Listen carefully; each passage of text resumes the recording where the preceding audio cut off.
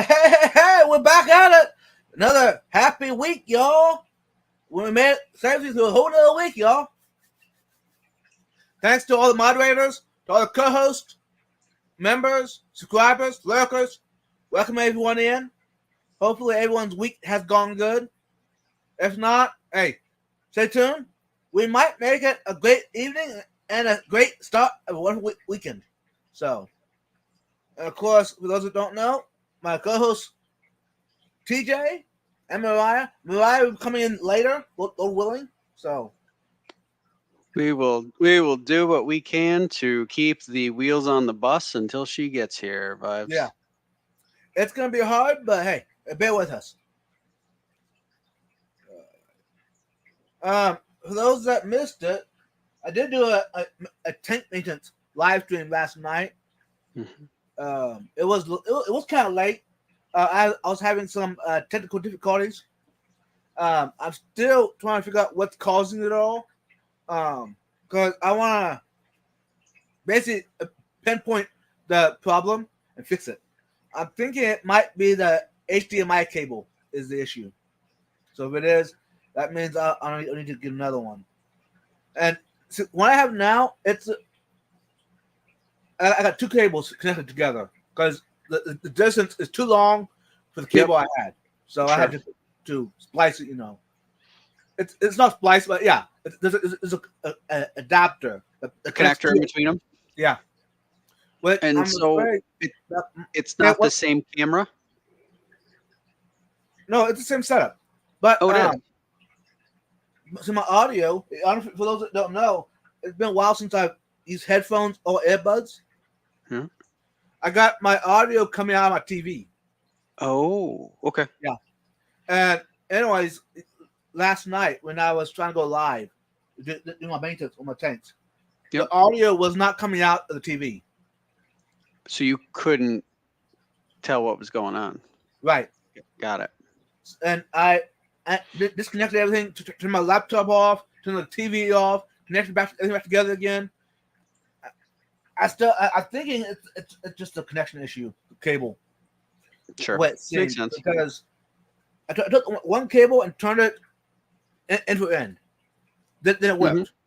So I'm thinking I might just need to order or go buy a cable long enough that it's just one cable connected to my laptop to the TV.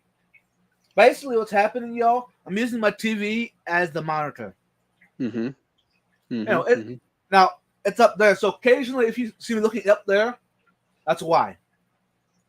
But I'm trying to stay focused on the camera because it's kind of weird for a live streamer to be looking up at the ceiling or over here and not focused on the audience. You get what I'm saying?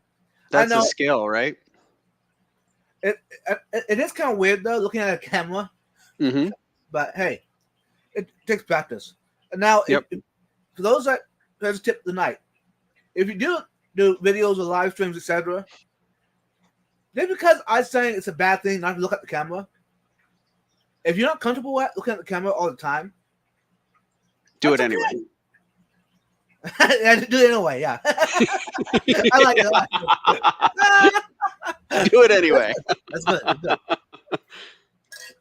Which I've been trying to get my camera focused over my laptop. So if I'm looking at my laptop, the camera is thinking I'm looking at it. You know what I'm saying? Yeah. So, anywho, I got that out of the way. So, all right. Let's go ahead. Hey, tonight, if you got questions, ask away. Like last weekend, Thursday, our topic was because someone asked a question in a prior live stream. So your question might turn into a topic. So ask away. And just because it's not on the topic of the evening does not mean you cannot ask a question. You know what I'm saying? Ask away. Yeah. Anyways, yeah, absolutely, right? And those watching replay, if I don't say it in the live streams, I'm sorry, but you're definitely welcome to watch the replay. Hopefully you enjoy it. Anyways, without further ado, let's get this ball rolling. Shall we? There we go. Welcome, Mariah. She's here. Can you hear us? Are you with us? Yep. I'm seeing signs of life there. Awesome. Okay. Let's keep going.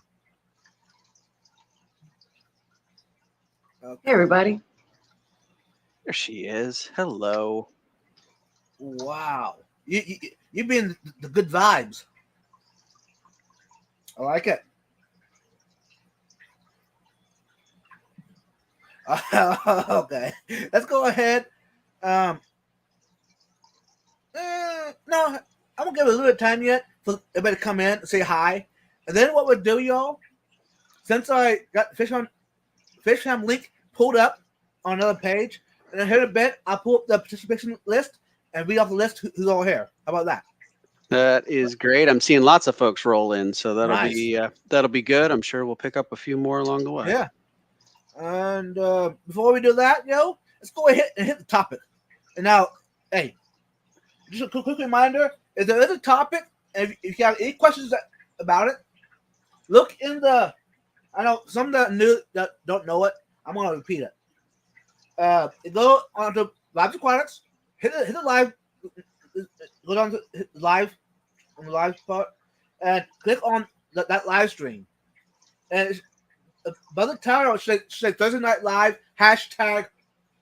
Tonight it's 24, and down below it says more. Hit the more, and there should be like a paragraph talking about StreamYard, etc. But about that, there should be a topic. If there is a topic of the night, that's where it'd be at. So, for those that didn't catch that, I'm going ahead and put it on the screen. How about that? And I gotta give a shout out to my co-hosts, the best co-host on YouTube, y'all, Ryan and TJ. They did a wonderful job. This is not me at all. This topic is all on them. So thank you. Well, we were aided by technology, though. Vibes. We started this discussion on Monday, and your phone let you down, so you weren't part of it. It was just Mariah and I. That's right. And we didn't realize it at the time, and then all of a sudden, yesterday, kind of figured out. Well, wait a minute, Vibes has missed an entire week of conversation. Yeah. I'm sure. Yeah.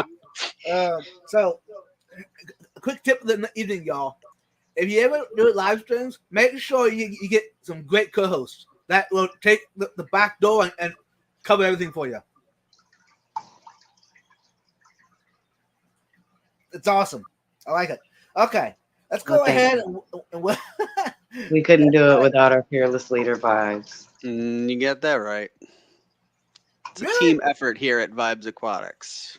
Well, of course, we wouldn't be here without you. Well, that's true. So in other words, what y'all saying? You need I need to give you the keys to the live stream, huh? We No, need not at your all. inspiration to direct us. Oh, okay. All right. I'll try to fill my shoes. How about that? Excellent. Okay. Let's go ahead and pull up the participation list. Oops, that didn't work. I gotta refresh. Matt, or whoever's on the Fisher link, background, whatever, make it a little easier to pull it up on the my Fish Fam link page. I don't like the way it's set up. There, I set it. It's a pain. I have to take my mouse and scroll down, grab the black box and scroll down to pull it up. I don't like that. Then again, that's my preference. Okay. Refreshed it. Now find my live stream. There we go. It's loading. Hey, guys. Yeah. Refresh. I don't see Sam tonight. Uh-oh. No, not yet. Alex is hooking us up though. Okay. Nice. All right.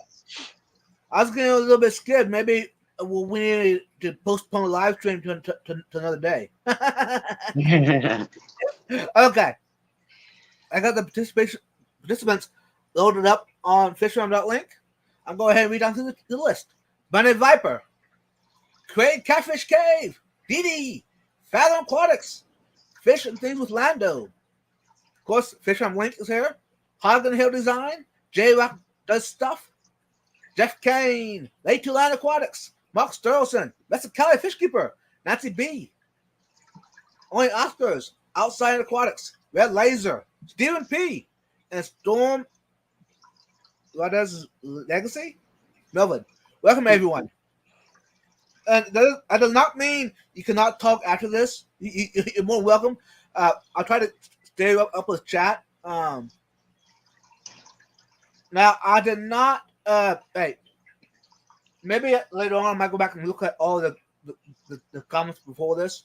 But I did not see. I was not reading the comments before this, so bear with us. Okay. Our biggest fish keeping struggles. What? Okay. Since I was not on the front page, maybe I'll step back and let my co-host tell me the story behind this.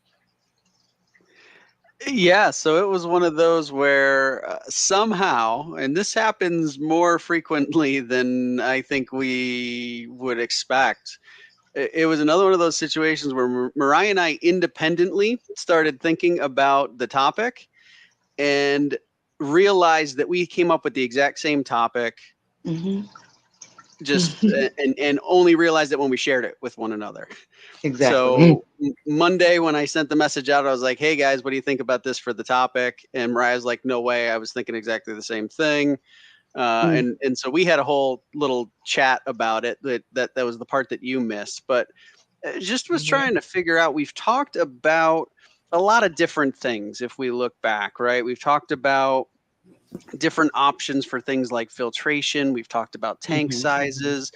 We've talked about ways maybe to save money a little bit in the hobby and do things differently. We've kind of been all over the place. Last week was more of a technical type of discussion related to biotopes versus biotypes and sort of all the things that are around that, right? And so I just was trying to think about what are other things that we could come up with where we could share some of our own experiences? Because I think we've been really honest about the fact that where we tend to come from is a place of our experience. And this is a perfect thing, is to help people understand what are the things that we have had in our fish keeping hobby that have really challenged us. And I think it's also, there's an element of it where, depending on how much time we've got, I think I've got a few of them. And, I'll be really honest with you that there's a therapeutic part of this discussion of these things can be hard. And we kind of need our fish friend community to rally around us when you start to feel like you've made a mistake or you failed your fish friends in some way. And so I just felt like it might be an engaging conversation, and we're already seeing in the chat here, Vibes, I think maybe you're starting to pick some of them up where people are kind of talking about their struggles. And that's what I was hoping to generate, was a little bit of conversation. For those that wondered, I am going through now, since I got a little bit of time in my hand, I'm going through and trying to catch all your struggles. Some they're great ones. That way, it might encourage someone else. We're all in this together, y'all. Okay. Right. Anything you think I missed about that you kind of, when you were thinking about this independently, kind of came up with? Honestly, I was just thinking that there's a lot of hobbies that people could get into, right? I mean, hobbies are pretty much endless when you think about it. And they range in so many different ways, from not only the type of hobby, but the type of resources you need to be able to really indulge yourself and enjoy that hobby. Depending on the level that you're trying to get to with it for some people. That would be the only thing that I would add to that, honestly. But that was kind of my thing, is that there's just so many different hobbies and ways to go about indulging yourself in that hobby. And ours just so happens to be a really interesting one at many different levels. So I think it'll be a fun conversation to talk about a lot of the different struggles that some of us have from different perspectives. Yep. Welcome, MS Aquascaping, Lobster Lab, Fish Wit, Fish Tropic Canada. Welcome. Don't forget John. I don't know if you saw him. My Fish Tanks Aquatics. Oh yeah, welcome, John. Yep. Okay. Let's go. I did pull some from the chat. I'm going to go back to the first one I pulled from Fish Tropic Canada. Biggest fish tank troubles: 6 fish and fish tank close to the ground. 6 fish. So yeah, I think that's one that I struggle with too. Right, when you think about everything that you can do with a sick fish, is it's mostly visual, and sometimes it's the symptoms just aren't. Sometimes they just aren't as obvious, and you try to figure out what's the right approach. There's so many different ways to go about it, and you're trying to save. Again, it's a situation where we care for these creatures in our home, and they, we expect to have them for their lifetime, and then you have something like that happen, and it's devastating. And I just think that it's so hard, and you feel a little bit powerless at times, right. trying to figure out how you solve the problem. So yeah, I would agree on that one, that is definitely something that I think I've struggled with as well, is how do you do it? What's the right way? And do you treat the whole tank, or is it a situation where you try and remove the fish? And yeah, I've had a situation where, and I've talked a little bit about it on the stream before, but I had in my community tank, this is 2 years ago, maybe, Right. I had a sick pseudomcgill.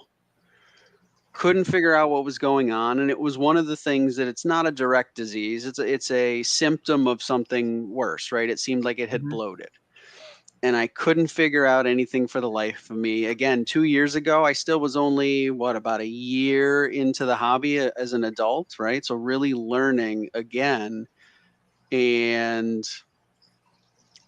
I tried my best to identify what I thought the problems could be, and started treating with a med, and it went well for probably 4 days, and continued to treat, and woke up one Saturday morning and half the tank had died. And by all accounts, the other fish seemed like they were fine, right? And they went from what seemed like fine to dead. And I just was devastated, right? That's one of those where I sat there in front of the aquarium looking at these dead fish, and I was like paralyzed for a good 10 minutes, just like, how did this happen? I went to bed, things were looking good, and then it was not good. And it took me kind of all I had to sort of get up and figure out what can I do. Obviously, it was remove the dead bodies. I did a water change immediately, and those that were still alive and kicking at that time did survive. But just absolutely heartbreaking just to see that happen. I see Steven here saying, he had the random Adolphoi cories dying, no issues that you could see on the surface. Yeah, it's super frustrating because you sit there and you try and do the best you can, and sometimes the best you can is just not enough. And I don't know if there ever would be enough, because we'll never really figure out unless you do something like what Dan talks, right? So Dan from Dan's Fish, he talks about having the ability where a fish vet could, do some sort of sampling and try and figure out if there was something going on internally that we couldn't see. But trying to replicate that as just sort of a regular guy like me, I don't know, right? I think that would be, certainly would be difficult, right? So yeah, I agree. I think that's one that I would absolutely put on my list. And to back off with that, the sick fish thing, J Rock mentioned treating fish with meds properly is probably a bigger struggle. Yeah. How do you know what the fish, what kind of disease does it have. It may not be showing anything at all, but it's not acting normal. You know, it's a struggle. Yep, I agree with that. Thanks, Jay Rock. And the fish tank close to the ground. What you could do, y'all, because if you struggle with it, maybe a tip. I mean, I'm talking to myself as well because I struggle with that too. I got like 7 tanks down at the ground level. And yeah, I don't enjoy that. I struggle with that because you have to bend down, you have to get your knees. You know, it's work, right? What you could do is turn that into a. I don't know if you can see this tank here, but the stand. This tank here, it has a stand below it, so it don't have a tank close to the ground. Maybe just avoid having any tanks down there. Just turn that space into storage. Mm-hmm. I know that might eliminate how many tanks you can have, but if the struggle is really bad for you, take away a tank. You know, which I'm talking to myself, so I need to do that. Vibes, the worst for me was it took me probably 2 or 3 different water changes, like times doing a water change on a rack that was close to the ground to figure out the right way with the Python not to lose the siphon. Oh, yeah. Right? Because I start on a tank that's up top, and I do that, and I would do them kind of in quick succession. So I would come down, and I try to start the siphon again, and it gets air bubbles in the line. Right. And then once that's happened, like, I don't know about you guys, but you're sunk, you're done. Right. So end up having to drain the whole Python back out and start it from scratch. And that to me is the hardest part. Now that I've got it figured out, it works pretty well. Right. So I make sure that I don't drain out like the siphon tube at the end. I keep some water in it, and I close the Python valve. And so and then I take it and I put it near the new tank. I open the valve, let the water that's in the siphon drain into the vinyl tubing, and then dunk it under the water. And that seems to make it better. But for me, that was the hardest part.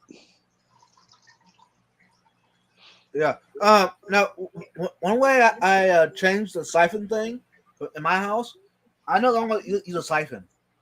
I switched over to using a pump. Got it. I pump the water out to my pond outside. Yep. Which, by doing that, not where the tank's at, that don't affect me, you know. But yeah.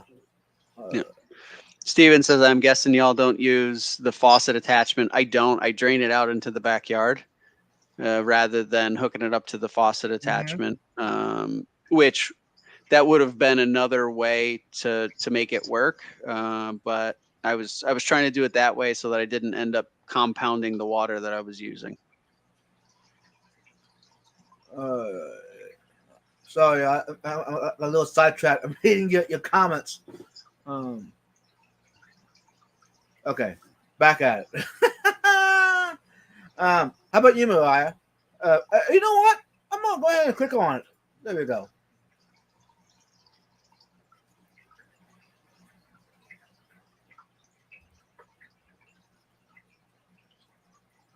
Mariah, you with us?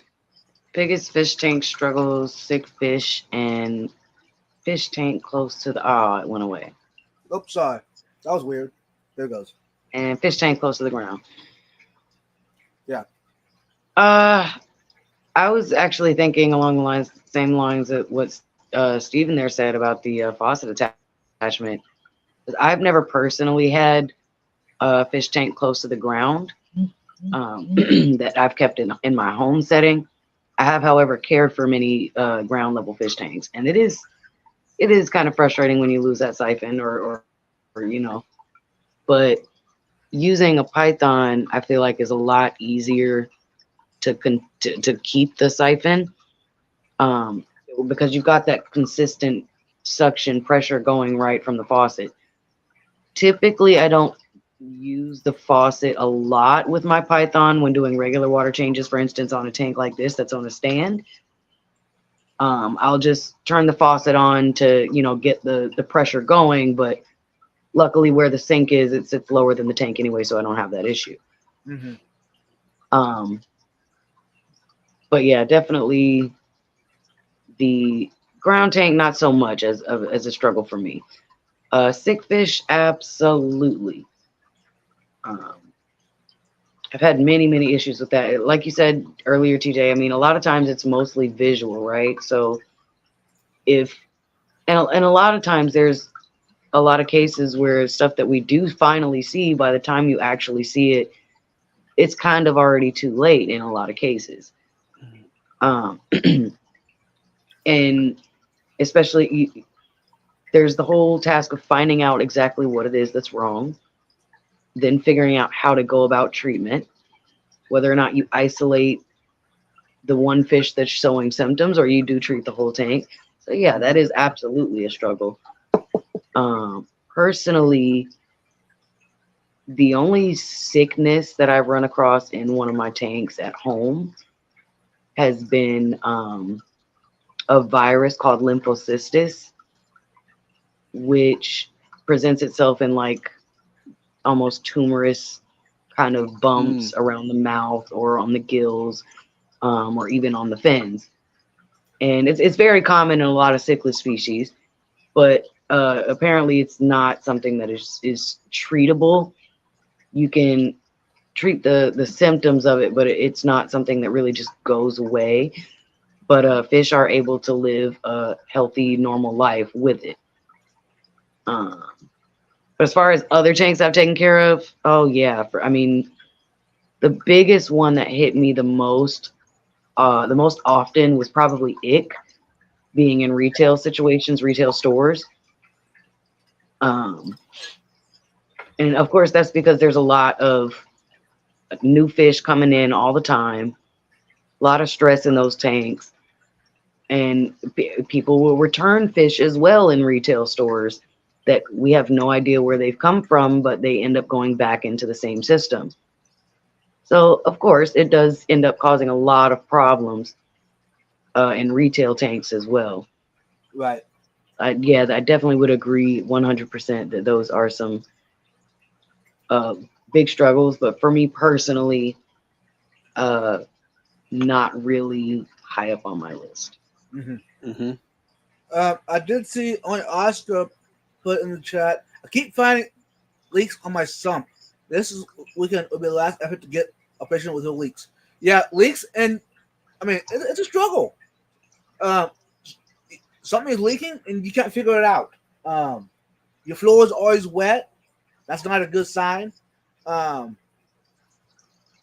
If you can pinpoint what tank is coming from, go ahead and empty the tank out, and you might have to just refill it. That's my opinion. I think the other thing, right, is that people don't recognize how much water, even a gallon of water on the floor is. Mm-hmm. Yes. So when I do maintenance, I have, like a Home Depot or a Lowe's bucket, right? And I usually use that where I'll empty the media from my hang on back when I feel like it's time that it needs a rinse. I'll empty it into the bucket and then I will drain some of the tank water into the bucket. Mm-hmm. Do I need to do that? No, right? I mean, we've all seen, videos and other people that'll just put it in the sink. It's one of those things that I'm draining the tank anyways, and I'm just super, super, super cautious about, and I just have done it that way and it works, so I keep doing it. Right? I remember the time that I was draining one of the tanks, one of the 40-gallon breeders, right? So my biggest tanks. Mm-hmm. I forgot I had the darn Python hose in the bucket. The moment until I heard splash, splash, splash, splash, splash, and I was like, oh no. Yeah. That was still in the bucket, and now there's water on the floor. Guys, it wasn't much water. It was everywhere. I grabbed all of my fish keeping towels and tried to like mop it up, and they were soaked. And I was like, oh my God, this is not even a fraction of an aquarium leaking. Not even a fraction. It was minuscule, and there's water everywhere. And I'm going, oh my gosh, like bananas. So I can relate to what June is saying around, like, if you've got constant leaks and you can't figure out where it is, or you have an issue like that where a bucket, that's a bad day right there. Yeah. Definitely. I mean, I came home from work one day, not too long. I think it was about maybe 3 weeks ago or so. And as soon as I walked in the door, I could hear the water in the tank gushing. Like, I could hear the wave maker making very loud noises, and the water gushing so far down from the hang-on back. Mm-hmm. The tank was about to maybe here. There was about 2-3 inches of water missing. Not really much, right? About a 4.5 foot diameter around the bottom of the fish tank on my carpet was soaking wet. Yep. Because I had not realized that I had waited a few days too late to change out the polyfill in my hang-on back. So I wasn't getting a good flow, and it was just slowly trickling and dripping from the back of my hang-on back all day while I was at work. And that was enough to just make an absolute disaster. Yep. Absolutely. I mean, it took, I don't know how many towels, just about every towel I had in the house. I had the fan on for days. It's finally dry, thank goodness, and it didn't damage the carpet or the padding below, but. Yep.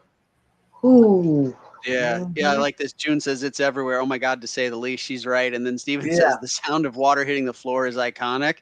It's one of those, there's sometimes where you'll hear noise like in your house, or, you'll just be somewhere and you'll hear a noise and you have to kind of think about what the heck was that. This is not one of those sounds. Yeah. This is one of those that you go, oh no. Yep. Because as soon as your brain processes it, it's like, it's too late. You start scrambling, I ran faster to that bucket than I have run in a long, long time, just to stop the madness. I just wanted to accidentally overflowed your tank. Oh no, I've been lucky not to do that. Knock on this wooden desk here, not to do that, because that would be probably way worse. I did it to a store tank system one time. Oh no, Mariah! When you system, listen, when you do water change in a retail store, you don't refill the tank, right? You refill the central sump system that goes to all the tanks. Sure. Well, I was doing that, and I ended up getting caught up with a customer in the middle of a sale because they wanted to buy a conure that was like $750, and it's a lifelong investment. Anyways, I got caught up in the excitement of that sale and giving that animal a great new home. Well, Mariah forgot that the hose was on filling up the sump. And we had about a 400-gallon system. Oh, no. Yeah. Needless to say, I don't know how many fish on the floor because all of the tanks had overflowed. I had to rearrange every single tank because they were open tops and they were like cascaded on the wall. So everything that was in the top tank overflowed into the middle tanks. Everything that was in the middle tanks overflowed to the bottom, and so on and so forth to the floor. So yeah, that was a fun cleanup day for Mariah. Oh gosh. Yeah. Oh gosh. The floor was probably clean by that time. Well, probably looked beautiful when she got done. It was right? shiny. I don't know about clean, but it was shiny. Yeah. It was real shiny. I could see my face in it and the fish. Ooh. Yeah. Welcome in, everyone. We had to bring in about 3 or 4 shop vacs that evening to get the store. We picked up Danny Aquatics, KGE, Curl Works, Stephen White. If I missed you, y'all, I'm sorry. That's not my plan. But you know, you get deep in the conversation, you gotta get sidetracked. You get what I'm saying? And also, I don't like getting too far behind chat, everyone, for those that don't know what I'm doing. Anyways, I seen way back in the chat, Bunny Viper mentioned a heater. Yeah, heaters are a struggle. Hey, that's more. Hey, I was gonna say that's my opinion, but hey, across the board, I haven't seen a heater yet that won't have issues. So it's a struggle. It malfunctions occasionally. Sure. Yeah, and it's a piece of equipment that for many of our fish we depend on. So that's what makes it really a difficult one. And I also seeing that in Canada they have issues getting meds. Yeah. Oh no. KJE Aquatics said he had a heater catch fire yesterday. No. Oh wow. No. That's no bueno. My gosh, Keith, what happened? And hopefully it was contained so you didn't have any residual effects in the house or anything like that. My gosh. Heaters. That's why you need to start heating your fish room instead of heating each individual tank. Heat the fish room. That's what I started doing. Disclaimer: not everyone has a fish room vibes. Yeah, dude. What are you talking about? Okay. Here's tip of the week. If you don't have a fish room, have a fish house. Tell you how there you go. A fish room. There you go. Oh, Keith's got a video on it. If we've got a mod in the chat and they could go grab that video, put it out there for us. I will need to go and catch up on it later. I'm definitely behind in my YouTubing. Now, it sounds interesting. I'm kind of curious to see what tips, if he gave you any tips in that video. Me, I don't have a fish room. That's who. Yeah, me either. Living room with fish tanks in it. Yeah, I've got tanks in 1, 2, 3 rooms of the house. I do not want my house to be at tropical temperatures. Yeah, I back that decision up, Nancy. I'm not going to have my house at 78 degrees vibes. Well, Nancy, here soon down in the South, we won't have much of a choice in the next couple months. So, there you go. No, actually, in the summertime, I'm more worried about keeping cool than worried about the heat.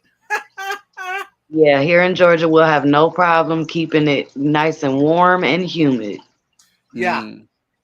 Since we're talking about heat quick, the water in the summertime here, the average, it comes out of the tap like 94 degrees out of the tap.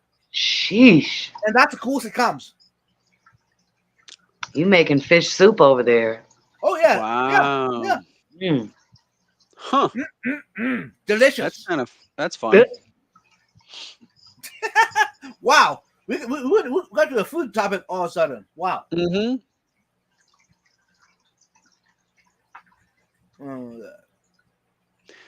So I saw another one. I think it was J-Rock that put in there struggling with algae, and I have quite a good story on that one. Go ahead.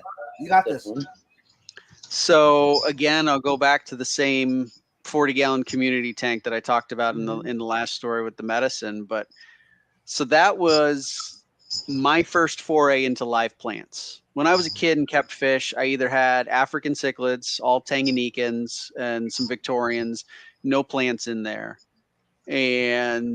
or I had a community type aquarium with plastic plants. So never had I done this before, but I was like, it seems like it's got great benefits. They're beautiful. That's what I'm going to go do. And proceeded to put the tank together, followed the advice of the fish store pretty well.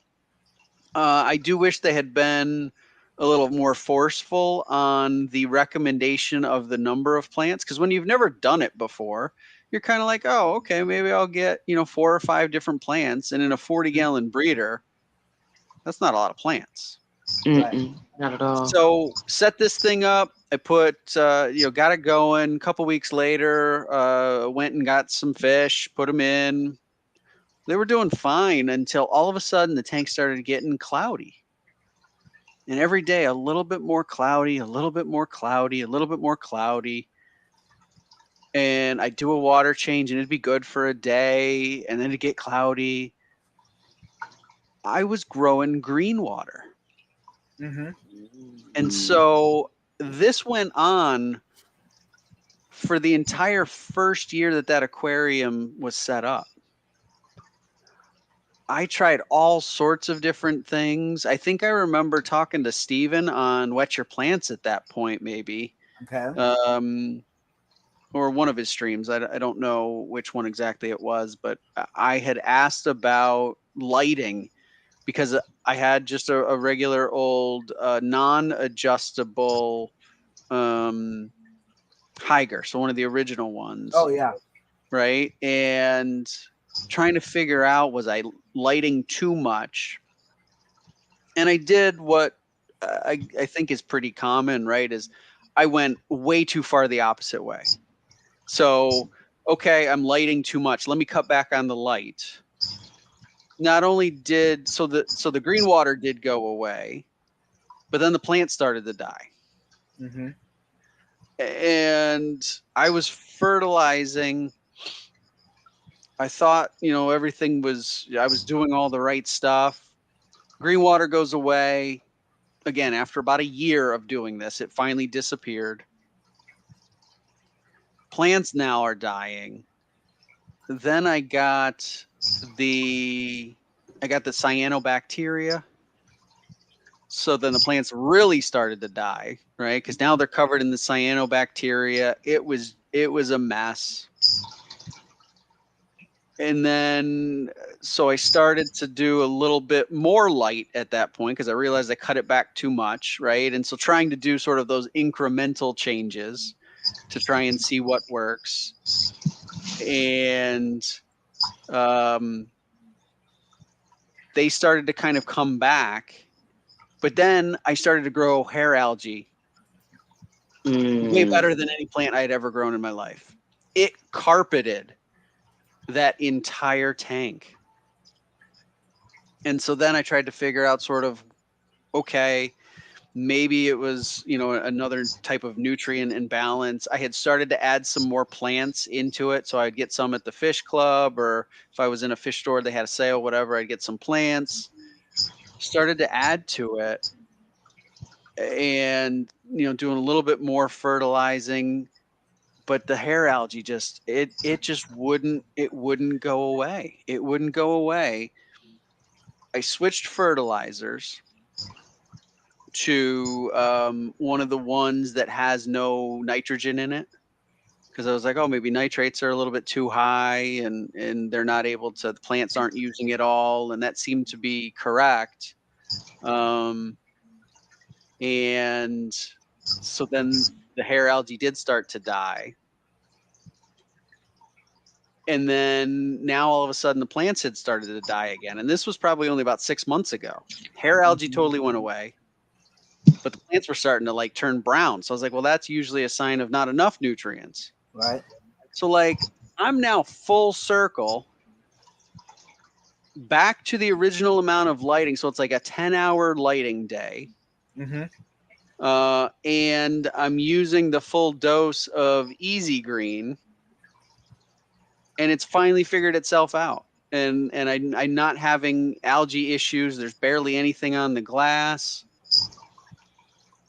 But it's just that is a real test of your fortitude as a fish keeper. Because if you go through this I'm now 3 years in on that tank, and it took me until 6 months ago to get it where it was actually happy.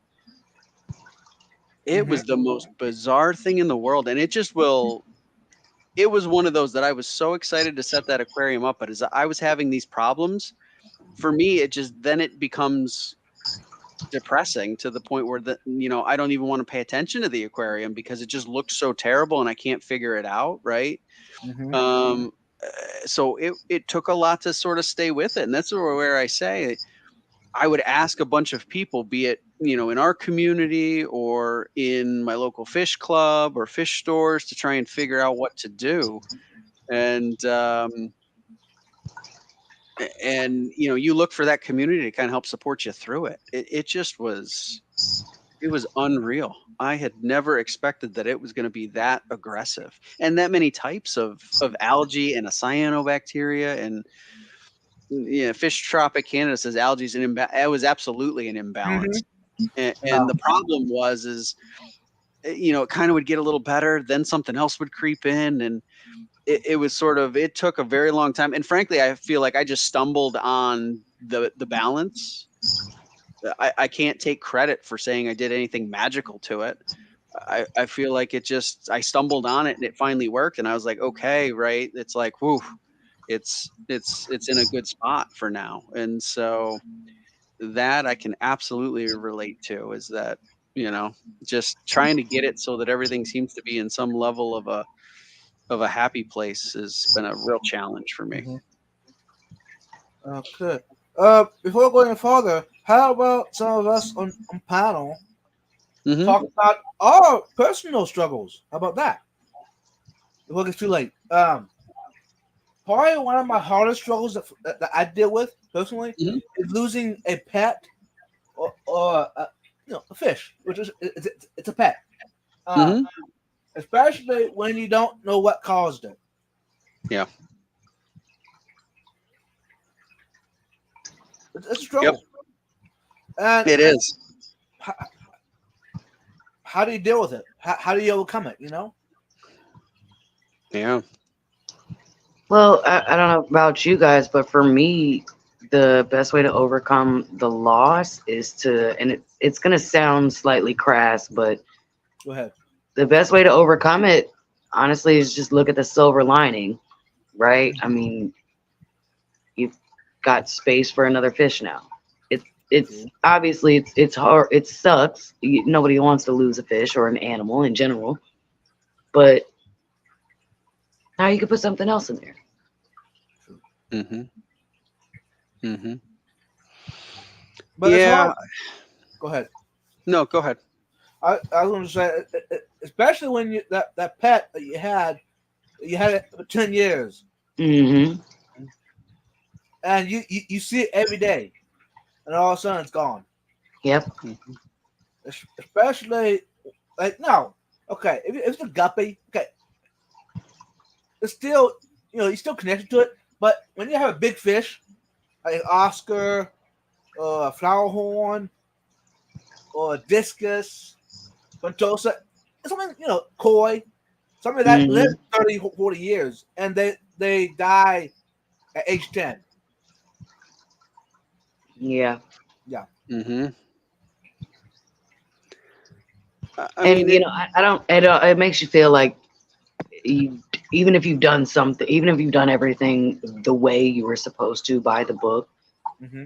it makes you feel like less than of a fish keeper. It makes you feel like you're not as good as you thought you were, and it Right. makes you feel like, what have I done wrong? And it makes you start thinking about that kind of Mm-hmm. stuff, even if you Mhm. really truly haven't done anything out of place or done anything wrong. You know. Mm-hmm. Yeah. I tend to feel like loss and the grief that comes with any kind of loss is a very personalized journey. Mm-hmm. And I feel like we all have to sort of figure it out on our own. But the piece that kind of sticks with me is the fact that I think it's the fact that we're having the conversation that we are, right, around trying to do better. So in my mind, it doesn't lessen the impact of the loss, but the outcome of it is really positive, right? That it Mm-hmm. forces you, all right, I would say for most of us, right? Those of us that are really dedicated into the hobby, most people in this in this community that have been around the hobby for years or decades, it forces you to think about being better.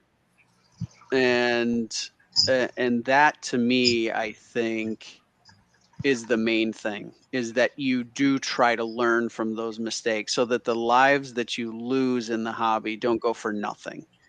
It's not a situation where you didn't follow any of the guidance and you did something silly and you had a bunch of fish loss and then you're like, so what? Whatever. Right. And you just go and repopulate your tank and you move on with life. It's not that. That's not what we're talking about. We're talking Right. about a situation where we don't know what we did. We have an idea that we didn't do something exactly correctly to the point that we know that that particular creature didn't live to what could be its potential life. And we understand the gravity of that, and then we try and do better the next time. And that the next group of fish will benefit from that situation. I think, to me, right, I think that's the important thing, and that's what I kind of hold on to as I look at things like, like I talked about that tank that I killed just about everything with a medicine issue. And the white clouds that I had, for some reason, fry survival with those guys has been a real struggle. Some of them grow really well and fast, and others of them seem to hardly grow and they sort of like fade away, and they're in the same container, same access to food. I know I'm feeding well more than they'll consume because the snails are taking care of the leftovers, and it still is a mystery to me as to why it's happening. But I continue to refine the process, and it's getting better. It's not where I want it, but I continue to push to make myself better. Okay. Do any of y'all got anything on your list that we have not discussed yet? For me, I would say, and these are kind of broad, and I think a lot of you guys are probably going to agree, but personally, my two biggest struggles are going to be financial setbacks. Basically just not being able to afford a lot of the things that we would like to be able to do in our hobby, right? Like, for instance, a lot of filtration alone is very expensive.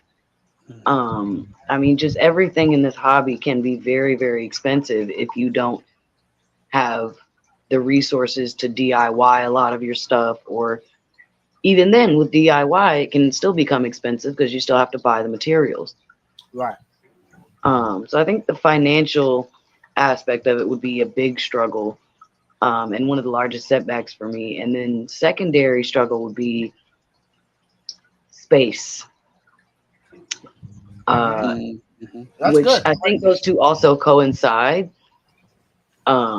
If I had the finances to do what I wanted with my fish tanks, I would probably have enough money to buy the space. True. But as it stands right now, those would probably be the two biggest struggles. Just not really having a lot of the extra money sometimes just to be able to indulge in my hobby, but to not be able to have the space to really expand on it the way I would like to.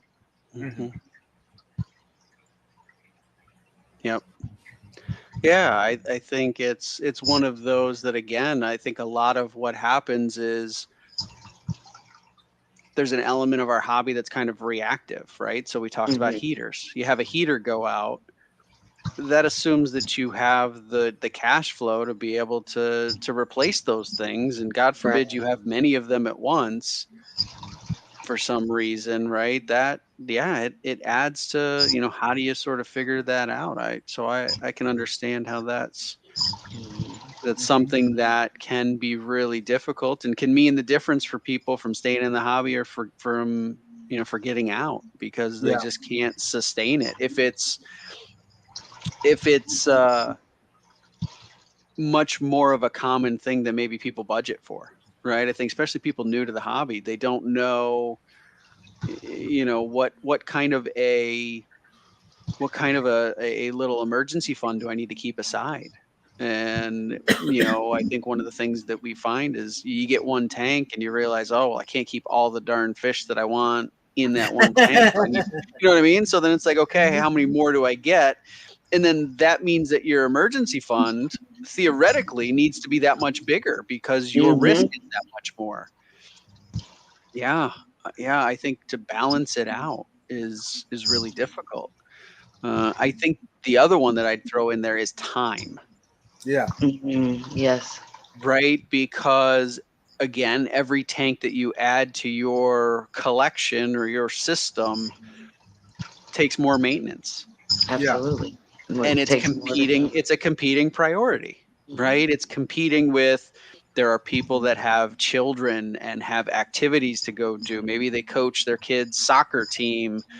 They've got house activities to do, cars that need maintenance, Other work, animals in the home. other animals in the home, right? And so making sure that you set yourself up from a time perspective where you can really do the things that you want to do to take care of the fish in the aquariums that are in your care, I think is another one that can be daunting to kind of think about, right? And how do you maximize those open spaces in your time to make sure that you're able to get done what you want to get done? I think, that's another one that sometimes for me is like, whoa, like I've got 2 tanks to clean today amongst all of these other kinds of things going on.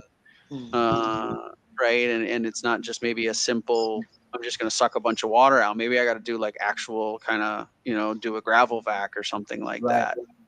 That takes a bit more time. So I think that's another one. I did see Jay Ralph's comment.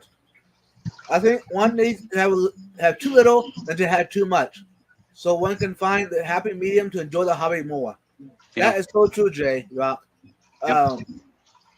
But how do you decide when that is the happy medium? It's hard. Yeah. First class says, I stand by the highway entrance with a sign and beg for money when the heater goes out. Yeah. You do what you gotta do. Hey, you get it how you get it. So I think for me the threshold is when if I get to a point where it stops being fun. Right. Because this is a hobby. It's not my job. I don't set it up as a business. There are people that do, and I think that's amazing, right? And we have wonderful people in our community that do that, but it's not how I do my hobby, right? And so if it gets to that point, that's when I'll know too much. It's too much, and so I need to kind of think that out, because I want to make sure that it's something that I use as a way of enjoyment and a stress relief, not an adder to stress. Right. Another one I got on my list is not able to find the fish that we have on our bucket list. Now that might be a little more for those that have been in the hobby a little bit longer. There's a fish that you studied about, research, but then you come to a point no one has it. Now for me, what I was going to at this point was finding the fish in the wild. Since those that don't know, I've been doing a lot more local wild collecting. There's a fish that I still haven't caught yet. I mean, and don't get me wrong, I enjoy going out and collecting every time I go out. I enjoy it, but I mean, it's still a struggle. That's something. That's something I'm struggling with right now. The past couple months. So. And I just wanted to address real quick that Keith said, he obviously, we know he's one of the very well regarded businesses that we've got within the community. And he's also a fish keeper, right? And so he kind of balances out both of those types of pieces of the hobby for himself.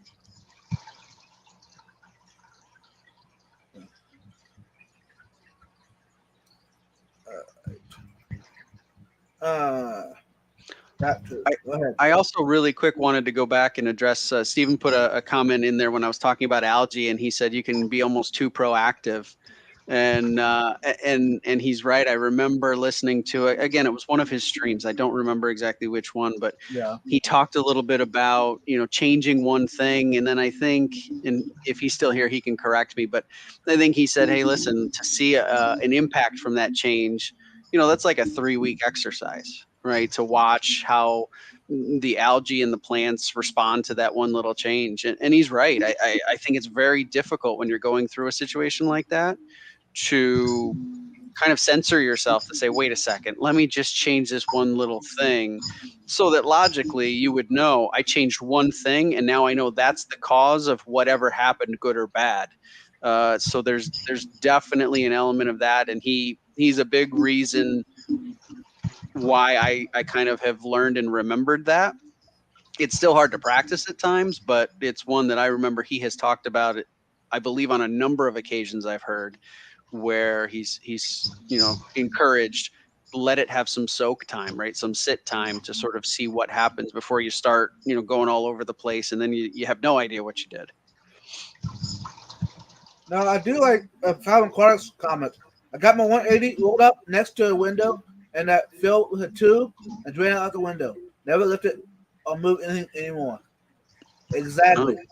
That makes it makes it no longer a struggle. Mm-hmm. Yeah, doing the bucket brigade, where you use the buckets and cups to drain your water, siphon, etc. That's work. That's a struggle. Now, if I only had this one tank, that'd be a different story. But when you have 25 tanks, no. Now, there we go again. Since I don't have the time, maybe I need to back off the how many you have. I think it depends a lot too on the size of the tanks that you have too, because I feel like it'd be much easier and much more doable to manage, say, 10 tanks that are all 30-gallon and below. Right. You know what I mean? However, if you've got 15 tanks and all of them are 75-gallon and up, that is a lot of maintenance. You know what I mean? Right. Mm-hmm. But if you've got, for instance, I would like to have one more tank in the living room that I'm in now, and it'll be this one, the 150-gallon that I've got in the opposite corner, and then I'd like to have a 6-foot tank in between the both of them along the wall. Yeah. That's going to be plenty for me. Would I like to have more fish than that? Of course, yes, I would love to. Do I really want to do that amount of maintenance? And is that something that I find feasible financially? No. So I think those 3 tanks, even they're fairly large, it's not going to be a significant amount of maintenance for me to have to handle in a week. You know what I mean? Mm-hmm. But yeah, I definitely agree. I don't want to have an entire store worth of tanks in my home, because then also that does increase, of course, the possibility of something going wrong with not only one tank but multiple tanks simultaneously. And we all know how stressful it is when something goes wrong with even one tank. Imagine having 3 or 4 tanks messing up or leaking or something going on all at the same time. That would be way too much, and I don't want to have that stress. Like you guys were saying, the whole purpose of being in this hobby is to be relaxed, not stressed by it. Right. Yep.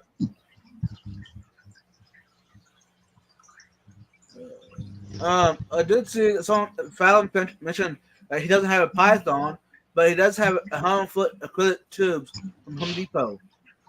A big DIY grabber back on the end. Yeah. I have done that in the past too, but now it depends on how I feel. I might go back to it, but for now, I'll stay with the what method I've been doing using the pump. I got a big 1,500 gallon per hour pump that is connected to a garden hose that runs out to my pond. Because when you have 8 tanks that are of pretty good size, yeah, a siphon is too slow for me. Anyways. Mm-hmm. Now, Fish Tropicana did put in the chat way back.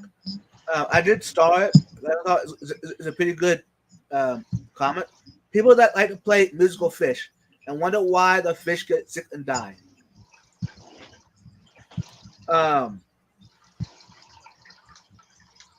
With that comment, I would say do less. Basically, don't adjust your tanks more than you have to. Let it become an ecosystem in itself. Because when you put musical fish, you have a higher chance of. Because when you move a fish, it's going to be stressed out. Mm-hmm. Now, too much stress will kill the fish. But when the fish is under stress and the water conditions are bad, there's a higher chance of disease and sickness. Mm-hmm. Mm-hmm. I saw a comment here by Coral. Riva says, in some ways you could argue a pump is better. I've yet to see an Alexa-enabled Python can yell while both arms are in the tank and have Alexa turn the pump off if he wanted. That's a cool idea. Yeah. That would have been one that I wouldn't have ever thought to do, but I could see the benefits of that. You know, compared to having to do it manually. So I love the fact that we have people that have done things so many different ways that they offer it up here in the chat, and it just makes you think of new ways that you could do things and to change up how you're doing it and maybe make life a little easier. I think that's great. Voice activated water changes 2024. Yeah.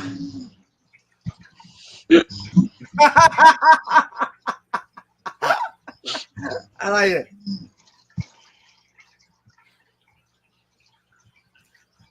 You're in. For those that don't know, I'm here in Texas.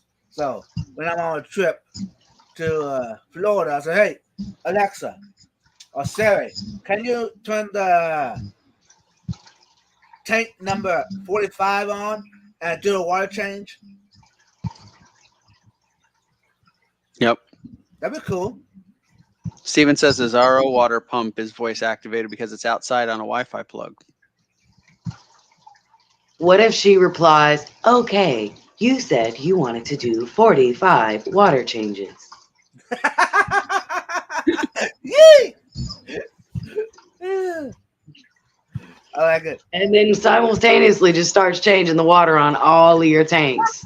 Just drains them all? Yeah, exactly. I'm sorry, we've encountered an issue. Please contact local support. Uh-huh.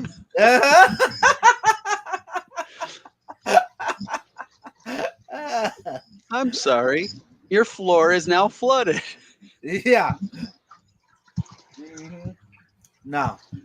So, hey, quick side note. For those that don't know, Vibes is still old school. He likes his manual timers, his manual connections, plugs, etc. Not you. Hey, I have the option to go the whole technology thing route, but I don't like that. This is a way for me to get stressed out of my life, and I don't want to be stressed out, worried that technology will goof up. If you want to say it that way. If someone's gonna goof up, you want it to be you. Yes, exactly. Exactly. Now you catch me on. You want to goof up the old school way, Vibes. Yep. Oh God. Oh Lord, there he is. Hey, Sam. Sam. Hey, he's here. Woo! Hey, Sam, welcome in. No problem. Understand. We've all got competing priorities, so we're just happy Yeah. to have you join the crowd here. We're having a good discussion. Yeah, Steven said if it's when she refuses to turn off the pump that'll start to panic. Yeah, that would definitely be an issue. Yep. Yeah. We're sorry, we did not catch that. Uh-huh. That's why You I'm are freakishly good at that, Mariah. Yes. Way too good. But, I mean, ugh. And that's another reason I don't have that in my house, because I'll be on a live stream and someone on the live stream as a guest or a co-host will be talking and my Alexa will catch it. And yeah, no, I'm sorry, I didn't understand. Exactly. That would be a complete panic moment, especially if you're out of state or something like that. Oh my God. Yep. That would be horrifying. Uh-huh. I'm sorry, I don't understand. What you mean you don't understand? Stop the pump.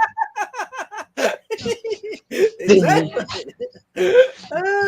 And then whoever the person is who has the extra key to your house, who knows nothing about your fish keeping hobby, now has to get involved in the panic of the situation of how do they deal with that. Right. Running around the Friend house. pulls up, unlocks the door, and here's you arguing over the speaker with Alexa. Turn the dang pump off. I do not appreciate your tone. I'm sorry, I didn't catch that. What? Uh-huh. You about to catch these hands. Oh no. Yeah. Oh Lord. I did see June put in the chat a little bit ago. Finding a permanent location for all the pythons has been a struggle. I agree. Oh yes. That is one I didn't even think of, June, but I am right there with you. You know what? I'm gonna do that. There you go. That deserves a spot on the live stream. There we go. And I've only got one python. I don't have like many. And I still struggle with where in the world, right? Because you always end up, you're like, oh, I've got these tank stands, right? I've got room underneath there. I just open the door. You fill the thing up in a heartbeat. Like, Back. Where did this stuff come from? And now I got no room for this darn python. And again, for those of us with not a fish room, it's in the house. I can't just like leaving it sit on like the kitchen table. Like that's ridiculous. So it's like get in there and like reorganize. And I'm like, I feel so good that I got like little containers, like the totes stacked up, and it's good for 6 months, and then it's a train wreck again. Do you have shelving under your stand or no? So I do have, in two of the stands, I have a shelf. In the How other much one, it's space do you have between the door and the shelf when you close it? none. Like the door is right up against this, like the Up front of the against- shelf. Gotcha. Okay. I was gonna say I've seen some people where they've like kind of either pushed the shelf back or they've cut into it a little bit, and they'll put a hook on the back side of the door and just hang the rolled up python on the hook. Oh, yeah. I just roll mine up and stuff it under the bathroom sink downstairs where nobody looks. Ah, well. I see. No, It's in the cabinet. It's out of sight, but you know. usually what I do for the python tubing, the clear, that I'll put in a bucket somewhere. But the garden hose, that garden hose is 25, 50 foot garden hose. This big black hose. It's hard to put anywhere. But what I've done, it fits exactly in a 5-gallon bucket from Lowe's or Home Depot. I start at the bottom of the bucket, go up on the outside, and the inside of the bucket with the outside perimeter, and inside the bucket, and go around until come to the top, put the pump down in the middle of the hose, and then the rest of the hose goes down over the pump. Ah, I see. And the hose ain't light. I mean, okay, I take it back. It's light per se, but if you carry it around enough times, it gets heavy. So put in the bucket, you grab the bucket handle, carry it around, whatever you need to do. I got to agree with June, right? I end up having in one of the fish stands, I end up just like shoving the python in there, but it looks like it's an absolute total unkempt mess. I cannot eat, no matter how I take the time and I wind it up so it's in like a nice coil like you would keep like a normal garden hose in, and by the time it gets into the cabinet, oh my gosh, I might as well not have bothered to do that so nicely because it just does what it wants. Silliness. Oh, I just seen Cole's comment about the bucket. That's what I was laughing at. I didn't realize I said it weird. I don't think you do either, but that's just such a random thing to say, and I love it. Mm-hmm. Now it makes me just want to say bucket a lot. Bucket. Riva says you just say it really fast, Vibes. Bucket. Okay. You just get excited about buckets, and so you get bucket.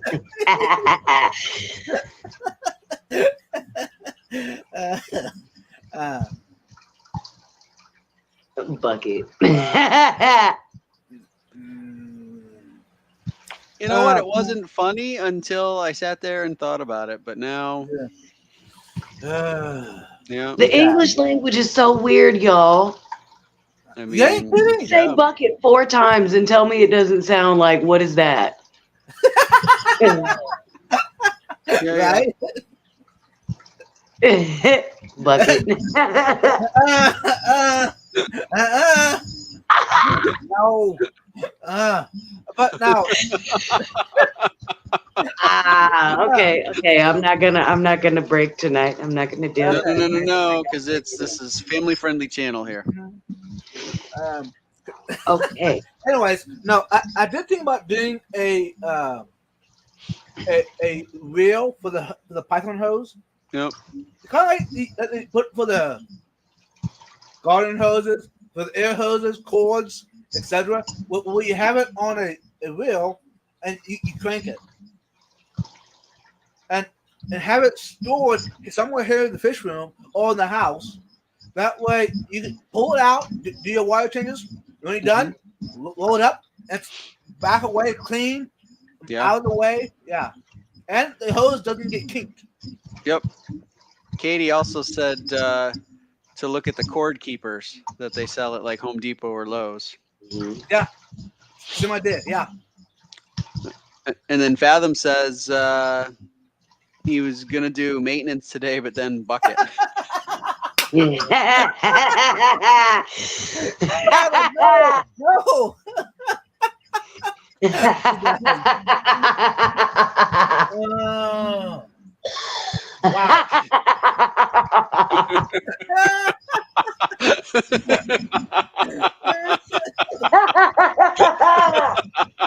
Wow. I don't know.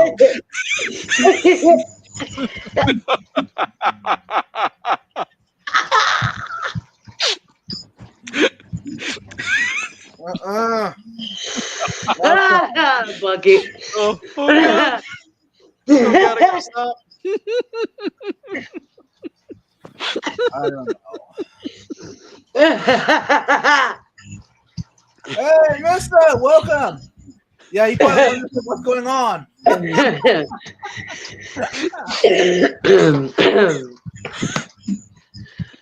Okay. Welcome, Nathan Hovey. Good to see you. Hopefully you enjoy. Okay, moving along.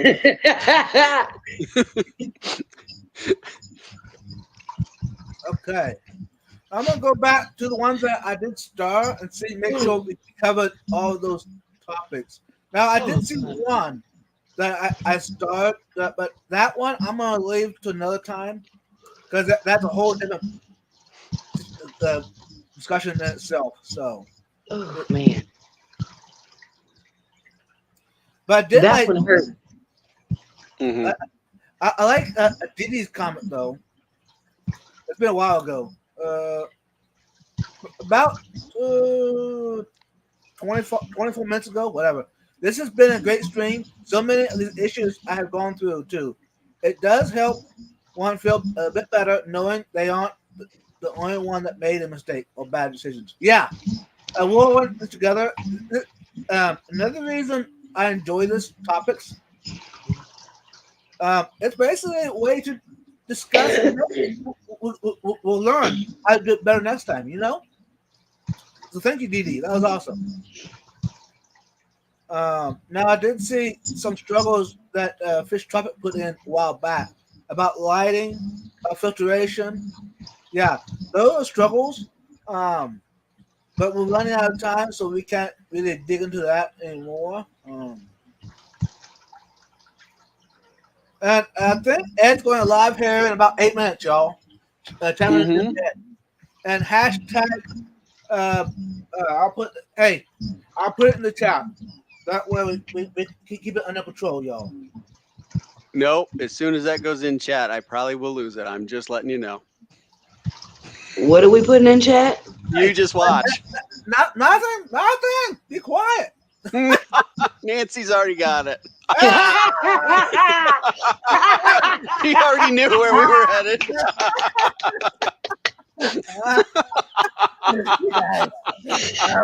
Hashtag bucket. I'll be right back. All right. Okay. If y'all be able to turn to the Ed's stream here in a bit, yeah, with hashtag bucket in the chat over there. Hey y'all.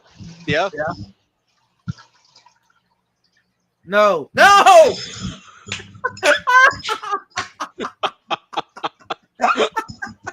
Bucket.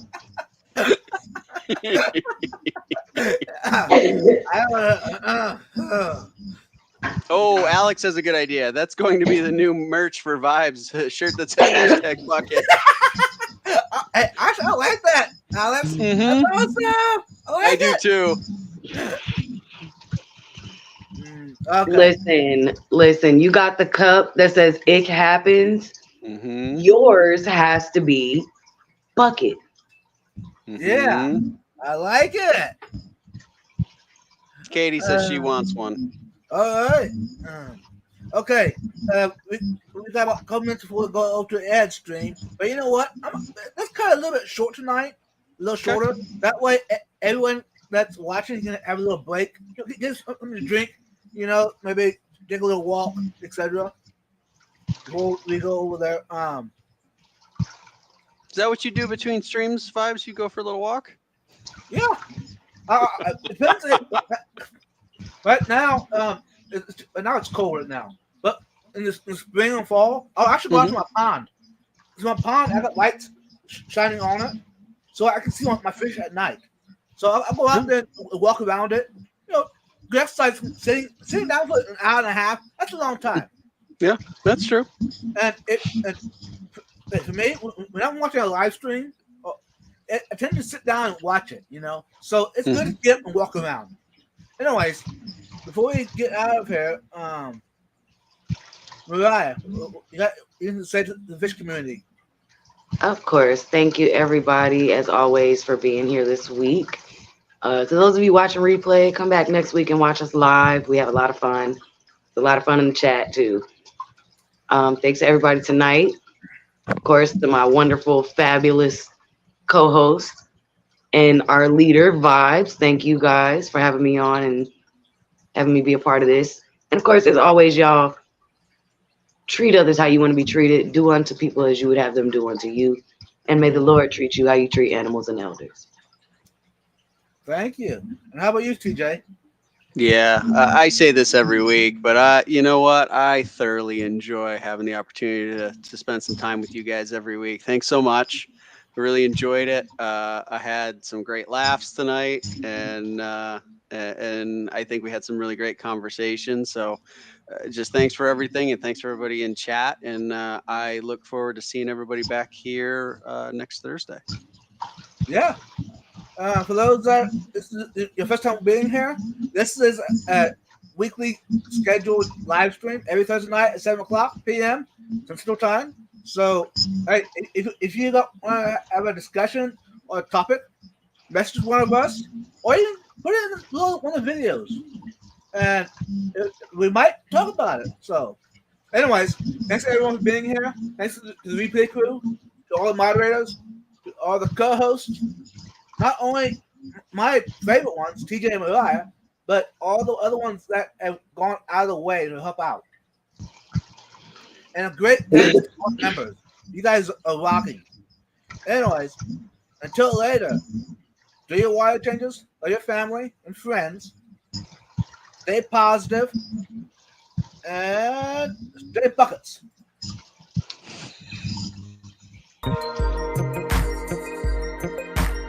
Peace out. #bucket.